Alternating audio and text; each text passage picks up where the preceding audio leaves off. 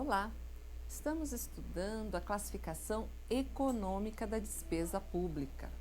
E nessa classificação econômica, a Lei 4.320 adotou a classificação de despesa corrente e despesa de capital, pensando aí justamente na questão do patrimônio líquido daquele ente da federação que está realizando a despesa.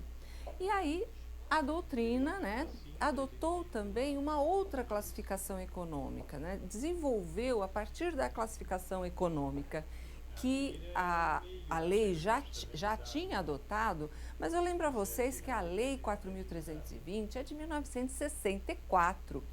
Então, o cientista do direito, o doutrinador, não vai ficar preso àquilo que uma lei de 1964 fez, e sim a partir do que essa lei regula, e ela está em vigor até hoje, ela foi recepcionada pela Constituição Federal, então ela está em pleno vigor, mas a partir do que a lei vem trazendo, a doutrina continua seus estudos e continua adotando outras classificações econômicas. É o que acontece com a classificação como despesa orçamentária efetiva e despesa orçamentária não efetiva. Então, essa classificação vai dizer justamente da efetividade da despesa em relação ao patrimônio líquido. Se vocês perceberem, é a mesma classificação de despesa corrente e despesa de capital, só que com outro nome. Ah, meu Deus do céu! E se o meu examinador, cansado da classificação da despesa corrente e despesa de capital adotada pela lei, quer evoluir, quer inovar e prefere chamar a despesa corrente de despesa efetiva e prefere chamar a despesa de capital como uma despesa não efetiva, porque é exatamente a mesma coisa. A despesa corrente, ela é efetiva porque ela tem um sinal de menos ali. Ela vai pegar o patrimônio público, porque quando a gente fala de patrimônio público, nós estamos pensando em tudo que pertence ao Estado, e aqui no caso, tudo que pertence àquele ente da federação. Então, tudo que pertence àquele ente é patrimônio físico, prédios, obras, os bens públicos, mas é também dinheiro. Então, quando nós estamos falando das reservas, das receitas, da arrecadação, dos valores em dinheiro que aquele ente da federação tem, e aí somando aos bens, nós estamos com o total do patrimônio que esse ente da federação possui. Esse é o patrimônio público daquele ente da federação. Quando a gente está falando que um pagamento foi feito, então nós vamos diminuir da quantidade de dinheiro, naquela coluna lá que tinha dinheiro, nós vamos diminuir porque foi feito o pagamento da despesa. E no patrimônio físico, naquela coluninha lá dos bens públicos, nós não vamos acrescentar nada? A despesa foi efetiva, a gente só teve diminuição, a gente só teve aí, vamos dizer, prejuízo com esse gasto. Então, é o mesmo conceito, que a gente dá, a mesma definição que a gente dá para a despesa corrente. Aquela despesa que o dinheiro escorre, só que a despesa corrente é uma nomenclatura mais antiga e a nomenclatura adotada pela lei. Mas nós continuamos analisando classificações que são econômicas no final das contas. Nós estamos medindo aí o poder econômico que esse ente da federação dispõe e como que isso vai se refletir no seu patrimônio. Já a despesa orçamentária não efetiva, no momento da sua realização, ou seja, foi realizada a despesa, mas quando eu vou comparar o patrimônio, ele fica inalterado. Porque ao mesmo tempo que a despesa foi feita, e aí eu vou diminuir o valor em dinheiro, eu vou aumentar o patrimônio físico. Eu construí um hospital, eu construí uma escola, então uma usina hidrelétrica, um parque de geração de energia eólica, nossa, um gasto enorme ali, mas eu tenho dentro do patrimônio público bens que representam exatamente aquela despesa que foi feita. Já falei, né? Estou sempre insistindo com isso, que às vezes o gasto em dinheiro foi exagerado, né? Nós temos obras superfaturadas, mas isso não importa na hora que eu estou classificando, porque realmente o dinheiro foi e realmente a obra ficou. Então a gente tem agora os estádios, né, que estão consumindo aí recursos públicos e tá lá, belos e lindos estádios e tudo bem, está gastando muito mais do que a gente esperava, muito mais do que foi orçado inicialmente, mas o dinheiro está sendo vinculado, está sendo relacionado àquele gasto.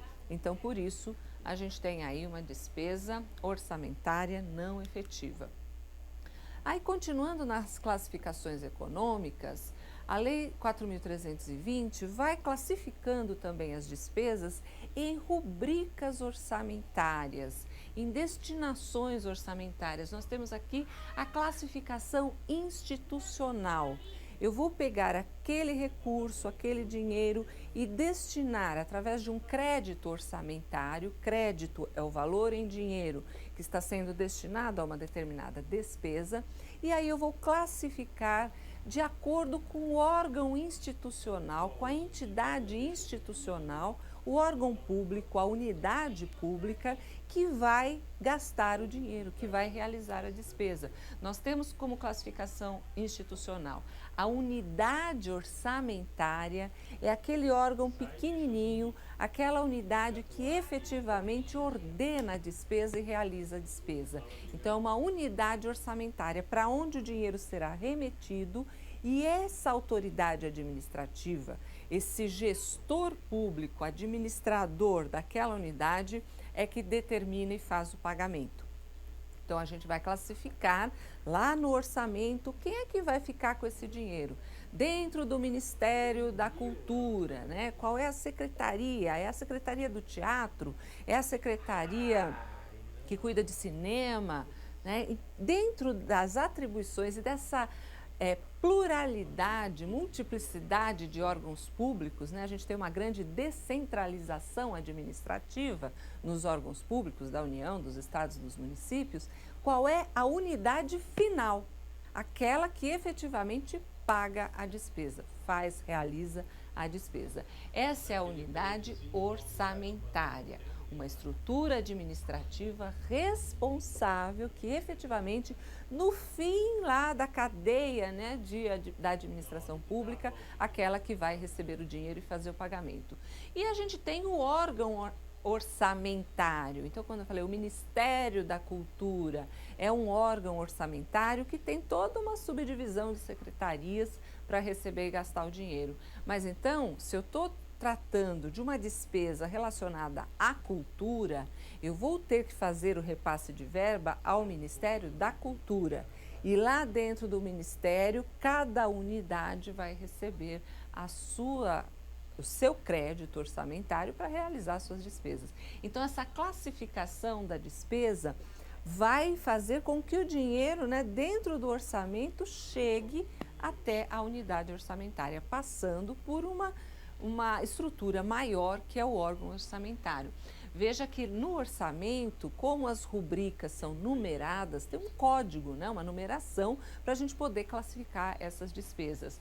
O código de classificação compõe-se de 5 dígitos. Então, quando você vai classificar a despesa de forma institucional em relação ao órgão, aos órgãos que vão receber o recurso, nós temos os 2 primeiros números, identificam o órgão, Ministério do Transporte, Ministério dos Esportes, agora com a Copa a gente fala muito do Ministério dos Esportes, e temos os 3 últimos números, né? Os primeiros identificam o órgão, os 3 últimos números identificam a unidade final, aquela que efetivamente realiza o gasto.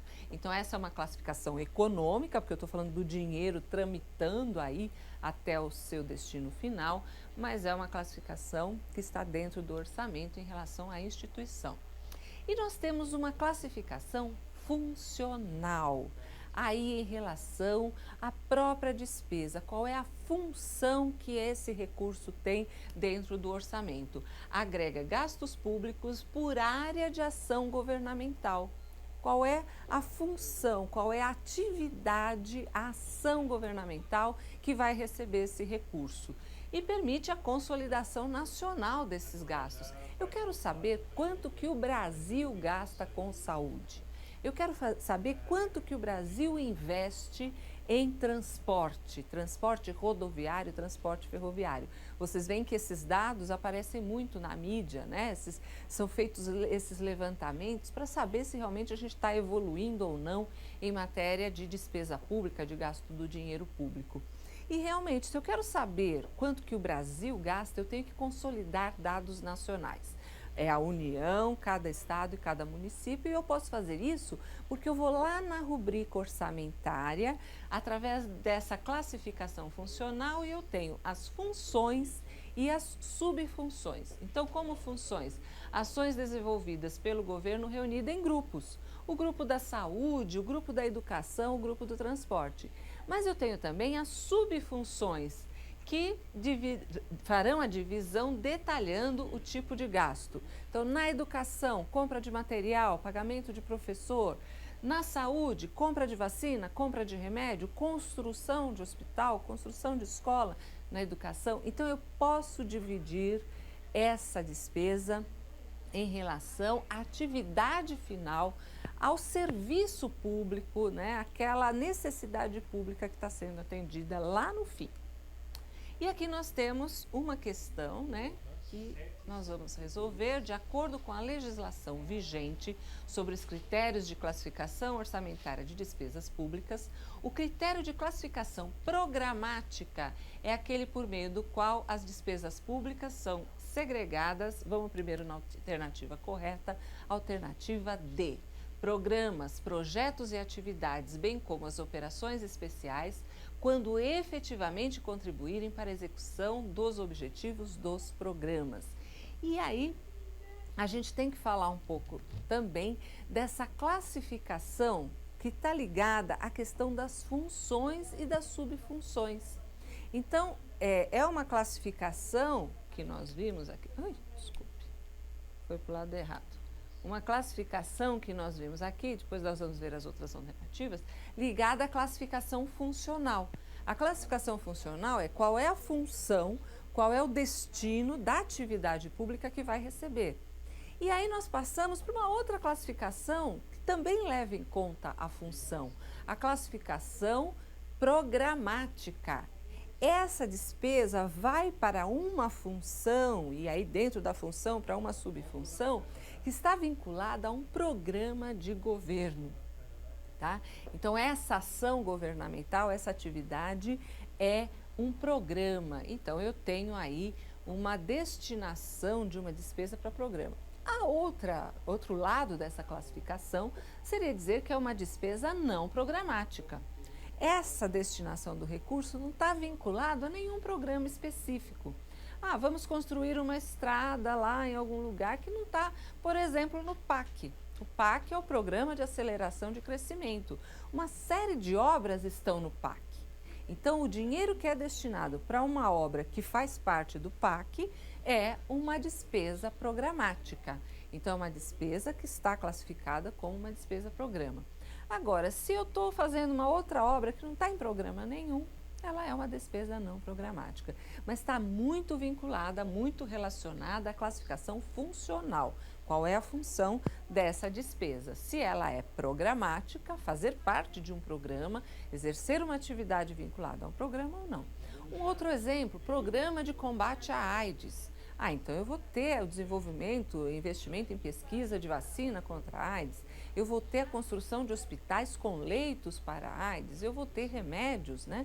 Aquela distribuição gratuita de remédios para a AIDS.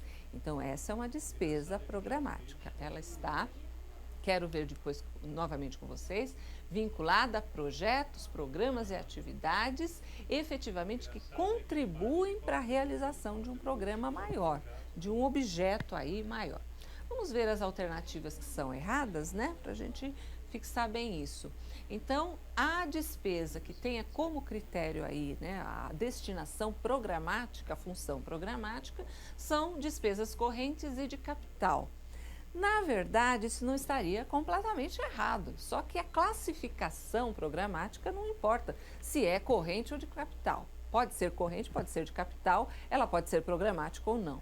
Então, a classificação programática não leva em conta a divisão entre despesa corrente e de capital. Funções e subfunções, há uma vinculação das funções e subfunções a um programa, ou não, né? Então, ajudaria, mas não é exatamente essa a resposta mais correta. E órgãos setoriais e suas respectivas unidades não tem a ver com a unidade, mas sim com o programa. Funções, programas, subprogramas, projetos, atividades, subprojetos, subatividades. Então, aí nós vamos para a alternativa mais correta, que é a do gabarito, alternativa D de dado.